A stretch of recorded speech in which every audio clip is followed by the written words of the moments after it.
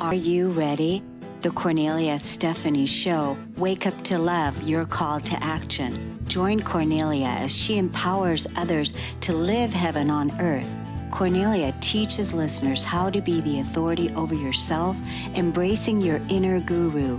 Feel yourself uplifted into limitless expansion, integrating ease and grace in a changing world. This show will cover topics such as unconditional love, your physical body, how to be in extraordinary relationships, create financial and emotional wealth, embracing entrepreneurship in the new earth.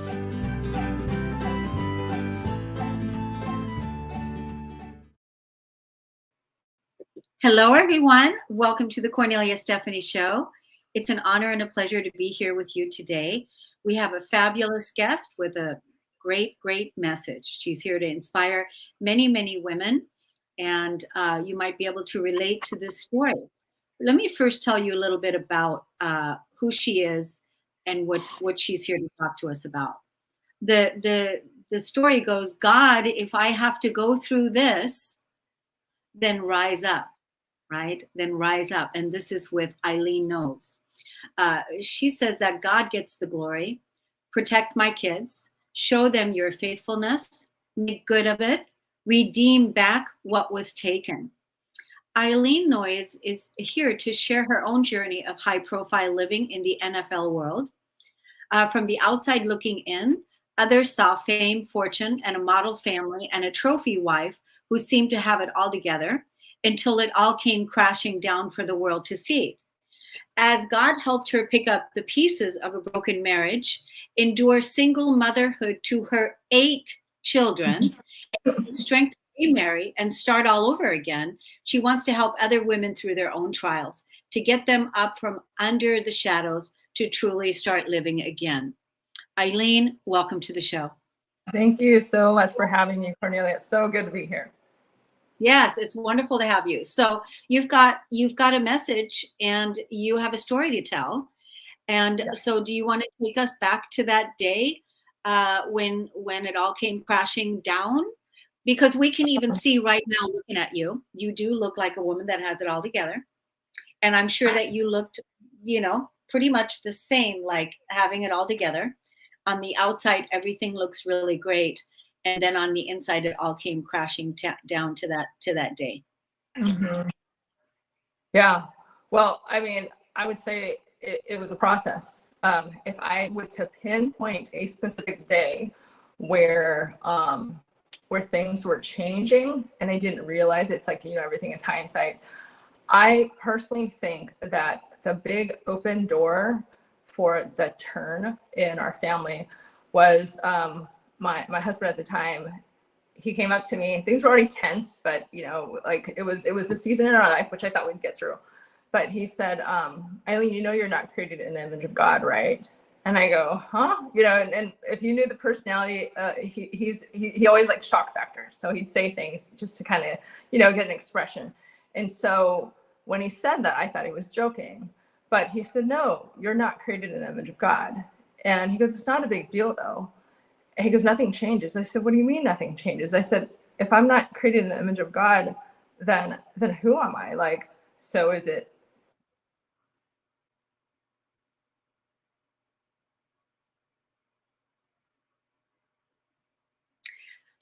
It looks like we are having internet issues. So Eileen is going in and out with her story, and which is really interesting. It shows on my end, obviously I'm talking, and on her end, it's frozen. So let's see if she comes back, and then we'll start again, because it looks like right now we're having, let's see if she comes right back, because I see the bar. There she comes. She comes. Okay. Okay. I'm like, oh, man, I lost you. Okay, so where did I leave off? I know you're going to basically start back again from where it all started changing. Okay. Speak to that again. Okay. So when so Cornelia just asked a question, when did it all start changing for me? And so I was saying that it really started when he had made that comment, you're not creating the image of God. And so, like here we're he was calm. He was like, it's not a big deal. And I said, no, it is. It's huge.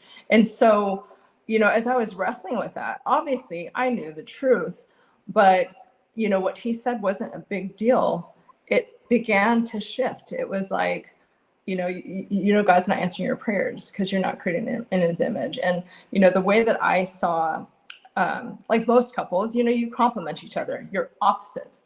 And so we were very much opposites. I was, kind of the laid back one, very, very casual. And he was, and it takes this to be in professional sports, very disciplined, at some points and sometimes very rigid. And so we complemented each other in that way. And, even like sharing the gospel or sharing like our faith, it was like good cop, bad cop. And so, and even with the kids, same thing, good cop, bad cop, he was harder. I was always the one that's like kind of easing off. And so with that statement, you're not creating the image of God, I felt this level of equality was like, I'm now underneath you, I'm beneath you. And I could see that shifting in our relationship. So, me giving my input was no longer taken. Me challenging him or disagreeing was now disrespect or rebellion. And so if I can pinpoint a time, which again, it was a long process. I didn't see a lot of it coming. If I can pinpoint a time, I knew that was a big thing, because that was a lie that really opened the door for the rest of the lies to come into our family. Yeah, I just want to say, as you're talking about when he said, you're not created in the image of God, what that did for me and what that opportunity would have done for me had I been in a relationship with a man that I was married to, high profile, all the things, had all the children. We have an image that we're upkeeping for everyone out there. And then he says that to me. So then that would trigger inside of me, 1,000 bullets would go off inside, 1,000 bullets would go off inside of me. And I would feel like, all right, this is the opportunity now, because you are my husband. And now you're telling me that I'm not created in the image of God. And now I am triggered beyond any kind of triggers there could be. Mm-hmm. And that's how I would feel. And basically now it would be a complete opportunity for me to release those triggers and let out that a huge exhale from where you're trying to belittle me and keep me in my place. And keep me in my place. You're trying to belittle me and keep me in my place. And now I get to claim my power back. I get to claim my rightful place back. I get to claim and speak my voice back, because you already said he was he was the dominant one in the relationship. You were the submissive one. And when we're looking at religion and teachings and, spiritual teachings, the wife is always supposed to be the submissive one and be in the background and be quiet. Yeah. I mean, that's sadly it's the broken religion, and it's the brokenness in us that takes the beauty of how God wanted it and intended it to be, and it comes out sadly in so many different ways. But yes, that is what happened in our dynamics. It wasn't always like that. It was just like, I mean, I wish I could say that right away. I definitely argued with him. I literally remember like him saying what he said, and I'm brushing my teeth and I spit it into the sink, and I was like, what? I was, so I definitely, like I said, he was calm. So if he was calm, I'm making his point that I was not calm. But and like I said, I'm a very laid back person. And so that day, it obviously frustrated me, but I wasn't strong enough then to say, you know what, you're totally wrong. This is not, and I knew also that wasn't my place to just say it like that. And so it was a long period of trial and error and understanding, like my role in this, how to prove this, how to say anything. And I mean, it was a lot. It was months and months of arguing and getting nowhere. And I finally had to say, you know what, this is not my battle. And I remember here I'm, because like I said, he, as Christians, and especially for him, he would say, show me in the Bible where, show me in the Bible. And so if you did not have a biblical answer, he wouldn't receive it. So I'm trying to give the logical thing, like, okay, so what are our kids? Part in the image of God, part not. It's just like I would. There was something in the scripture where it said in the Old Testament, it said, "Man shall not kill man," and for he is created in the image of God. And I said, so man cannot kill man, but he can kill a woman, and it's okay. And so I was trying to give these just reason and logical things, and it would never work. And I was just consumed with trying to win this battle. And I just remember thinking, like, I can't do this anymore. And I stopped fighting. And through the process, I was starting to doubt something that's so obvious. And I remember reading something in the Bible, and it says, we all, so man and woman, like no race, no differentiation. It was, we all with unveiled face are becoming more like the image of God, going from glory to glory. So meaning like level to level.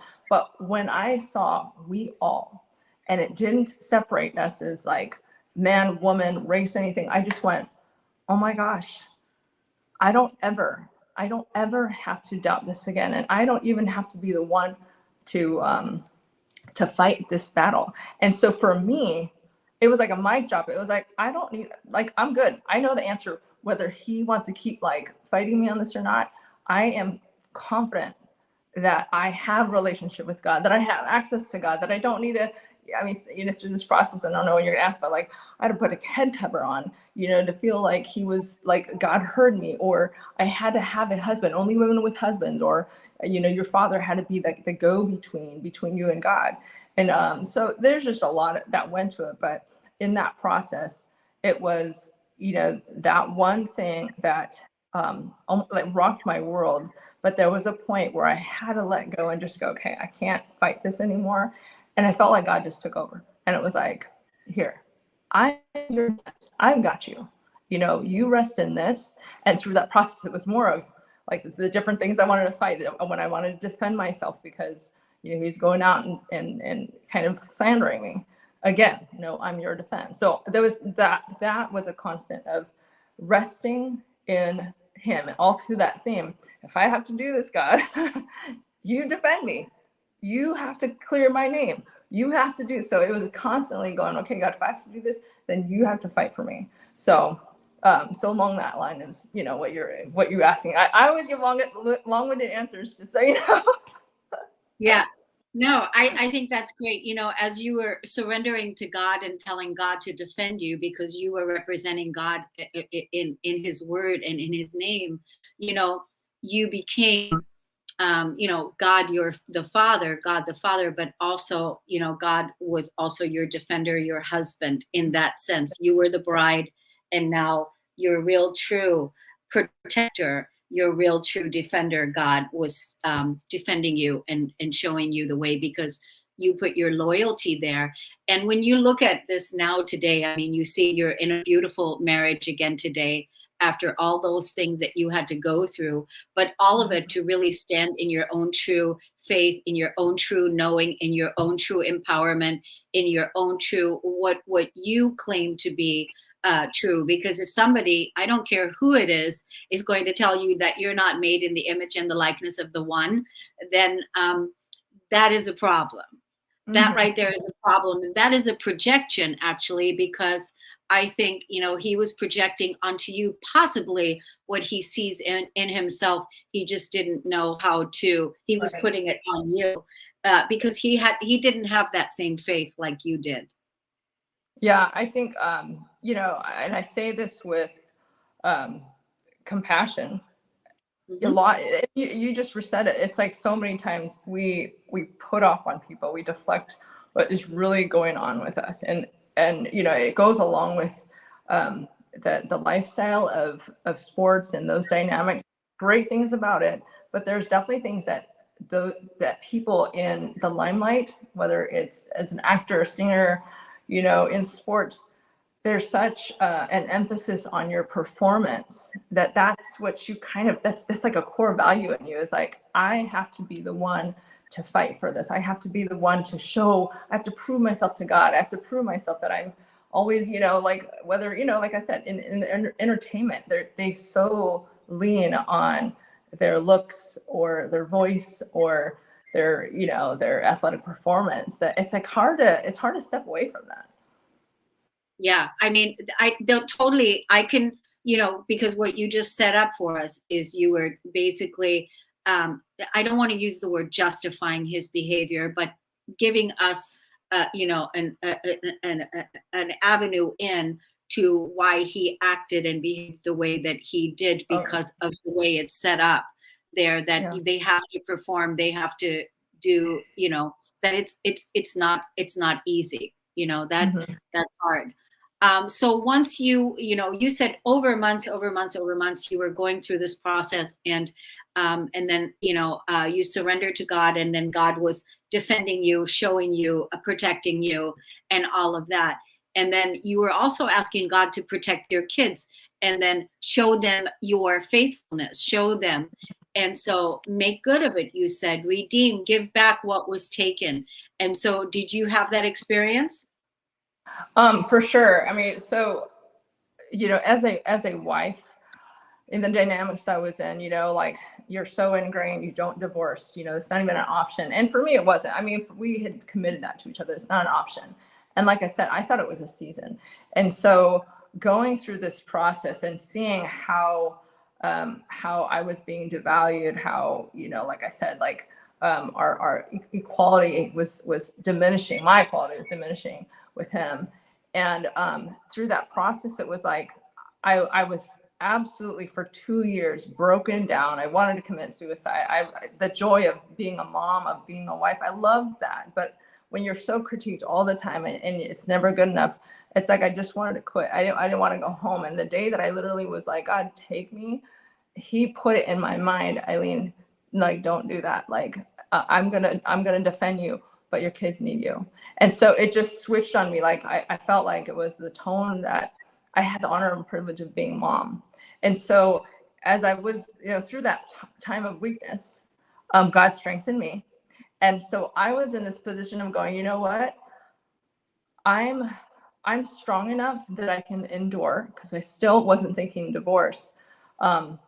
And I was, it was, as long as the fight was between us two, I was resilient. I like, nothing penetrated my heart anymore. I knew who I was. I mean, it was a slow buildup, but it was like, no, I'm not weak. No, I'm not this. No, I'm not that. I'm not I mean, I literally, actually, this is what I said. I said, he had made a comment to me, something about I was being rebellious or things like that. I said, I said, with all due respect, I said, if God sees me, he created me, he knows me, he sees me throughout the day. If what you're saying does not line up with what he's saying about me, I will no longer receive it. And I said that very firmly, very calmly, but, it was, I literally said, with all due respect, so I wasn't shouting, I was just very calm. And, I do believe, like, it's very spiritual. And so because the devil could no longer use me and hurt me, it was like, okay, the fight turned to the kids. And so when I started seeing how things were starting to be directed toward the kids, that's when I was like, okay, like, no, I can't do that. Like, there was two things. One, as a believer in the Bible, like, it would say, submit to your husband as unto the Lord. And as I'm going through this process, I'm like, okay, the Jesus and the God who he is now serving, that's not the Jesus that I know. So one, I'm not submitting as unto the Lord anymore. This is not, when I found out who he was following, what it was, that it was really a cult. I was like, okay, nope, we're not doing that. And again, when it started turning into the kids, like, things that were happening to the kids, I was like, no, I like that. It stops there. And so that's where I knew that I had to take steps to stop being in that situation. And it wasn't divorce right off the bat. It was just pulling away, hoping he would come to his senses. It was, okay, that's not happening. Okay, legal separation. Okay, that's not happening. And actually, he was the one that said, I'm going to file for divorce. And even then, through this whole process of, having, I mean, gosh, there's so much we had to go through. We had to have an escape plan, because, I had to get out of the house. He wanted to take us, the whole family, to the cult.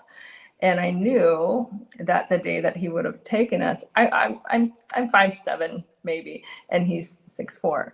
And I knew it was, he said, because it's in a different state. So we had to drive together. So at first, he said, we're going to go. And then at some point, like, we had people talk him through, good friends of ours that talked him and convinced him not to go.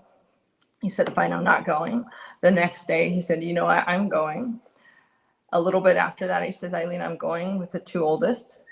And then he says, Eileen, I'm going over there still. So we complete turnaround. I went from like, not going to, I'm taking the kids with or without you.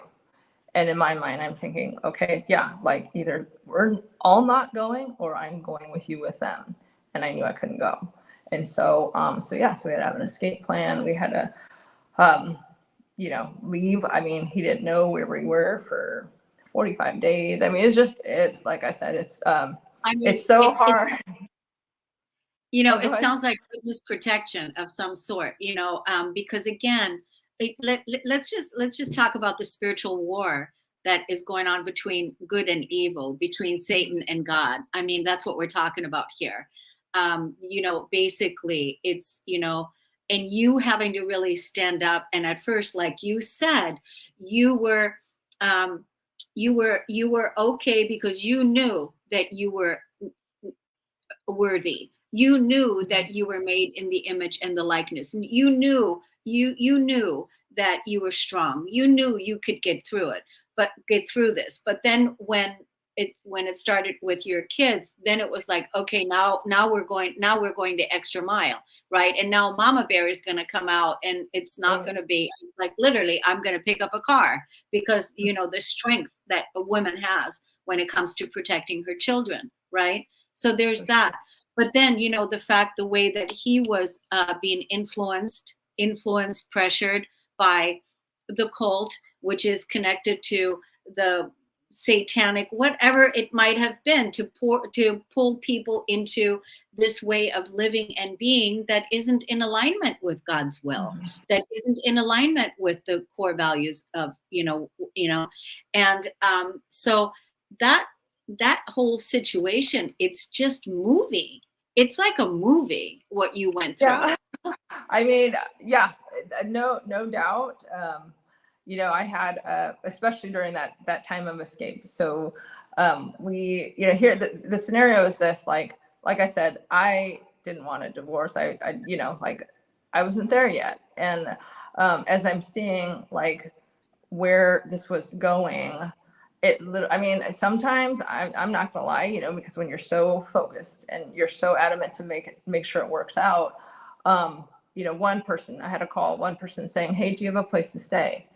And I'd say, why do I need a place to stay? There's a second call the same day. Hey, I mean, do you know, like same kind of question. I'm thinking, wait, for me, like a retreat. I'm like, what are you guys talking about? Like, I'm not, no way am I gonna leave my kids here as I get some sort of rest. No way. The third call came in and said, Eileen, if you need a place to stay, you stay here. And so that was like my thing, like, okay, like God is trying to say something. So, and then I got a call from his ex-boss, and he said, Eileen, you need to do 2 things. He goes, you need to get a family lawyer and you need to get out of the house.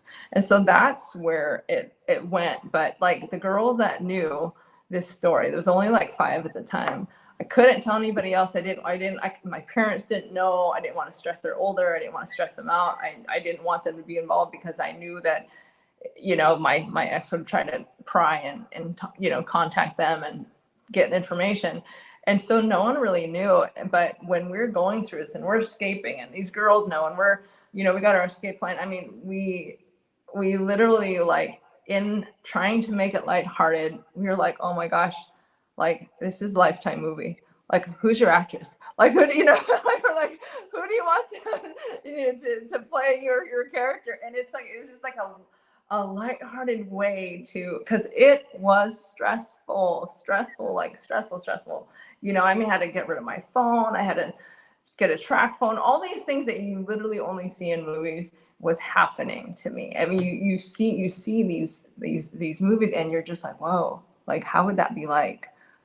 And I think this is a movie. this was a movie. I think you could definitely write out this movie and then send it into the people to create the movie, a movie script, just because, you know, this would be, it's definitely very interesting. It definitely would have you on the edge of your seat and have many, many lessons in there. I feel like, you know, the story that you're telling, Eileen, and, you know, it's like you said, there's a lot to it. There's a lot, you know, having a 30-minute show or whatever, even if you know, whatever, it's not enough to tell all the things. Yeah. And so I feel like, you know, this could be part one of your story, and I welcome and invite you to come back in the future to tell part two, you know, where we can pick up there. For now, let's leave the audience with some key points of what this podcast here today was about. What do you want to leave them with? Yeah, sure. So when I had said like that, that statement, if I have to go through this, to me, it was like, okay, Lord, if you get glory, like I'll go through this. If you protect my family, I'll go through this. And so much of it was me having a tunnel vision to protect my family and a bigger vision to say, God, this is for you. Now I see a lot of the reasons why I'd gone through it. You know, not only am I protecting my family and I'm setting a tone for my kids to forgive, you know, to not play victim, to stay strong, to lean on God, to press Him no matter what. I have the ability to speak to women in avenues of a healthy marriage where you're a stay-at-home mom, and, you know, like I have that authority to speak into their lives. I have authority as a divorced woman to say, you know what, God's not done with you yet. God is still using you. You're strong enough to make a difference still. Don't feel that you have to stay down low, even because I know so many divorced women who are taking care of their families, who are doing great things. Women need to hear that voice. So many people need to be encouraged. I'm also representing the ones who are remarried. That's hard. That's difficult to have the blended family. And so I see that God is answering that prayer. And it's actually literally in the moment of like, oh my gosh, all these things are happening to me, that I'm able to write a book, that I'm allowing that all that happen, that God is using it for His glory. And that all that happened, like the little yucky, not to say it was very hard, but the fruit of all that, I can honestly say, thank you, God. I don't regret it. I have 8 beautiful kids. I have strength and intimacy with God that I never would have had before. And so there's so much good that came out of that it was all worth it. I mean, it's crazy to say, but it was all worth it. Yeah. And the other thing is you mentioned the beautiful blessings that you have now and the benefits and everything that you're experiencing after going through one of the darkest times in your life. You mentioned that, and through that process, you claimed your empowerment because you were not here to be devalued. You were not here to be made less than. You're not here to be put upon and put in your place. You're here to shine in the image and the likeness, of God. And that right there is true. And so I want to close today's show with that statement, and also let you know, Eileen, that this podcast here is going to 50 plus media outlets, and also I posted it on my LinkedIn. So I thought maybe some of the women that are going to be listening to this are going to be found on LinkedIn. So you can comment there, and also on my YouTube channel and my Facebook business page. Now, do you have any places where people can follow you on your, yeah. Yes, so I'm on Facebook, Eileen Noyes, same thing on Instagram. I'm also on LinkedIn.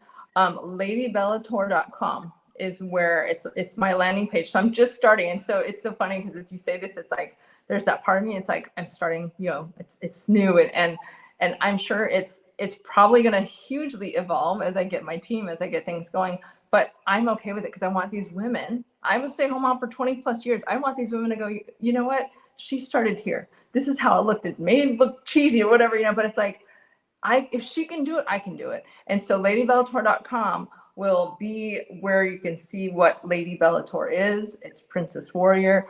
So you'll be able to see that, and you'll be able to get updates. My book is coming out very soon. Let's put that very soon. So I'm really excited about that. I wrote that first book, Sideline No More, for Pro-Athlete Wives. I would say somewhat of a spin-off, but like to broaden it out, but God added some chapters. I'm so excited. It's called Rise Up Lady Bellator.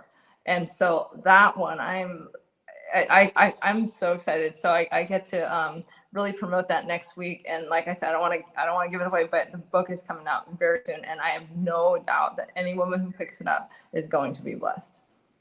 That's awesome. That's awesome. Well, I just want to say you speak the message really beautifully, and I know that God's really proud of you. So really good. Yeah. Thank you, everybody, for listening and tuning in. We'll see you again next time on the Cornelia Stephanie Show. Take care, everyone. Thank you, guys.